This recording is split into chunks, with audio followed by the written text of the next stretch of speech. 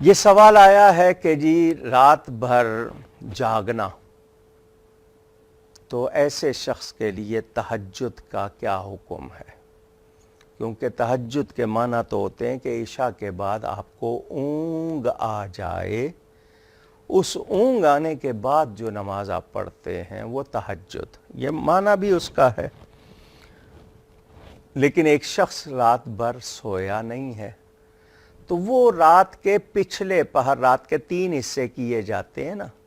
3 پہر، 3 گھنٹے کا ایک پہر ہمارے ہاں ہوتا ہے،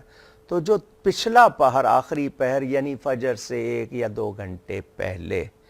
آپ اگر اٹھتے ہیں یا آپ جاگے ہوئے ہیں، تو آپ اگر جاگنے کی عادت ہے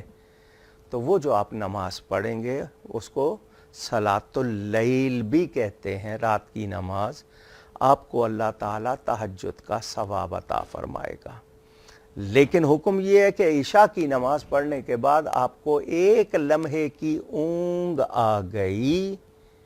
آپ کو تھوڑی سی اونگ آئی، آپ کے لیے تہجد کا وقت شروع ہو گیا۔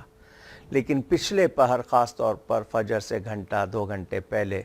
جو لوگ اٹھتے ہیں پھر پڑھتے ہیں اور فجر تک جاگتے ہیں، وہ بہت اچھی بات ہے،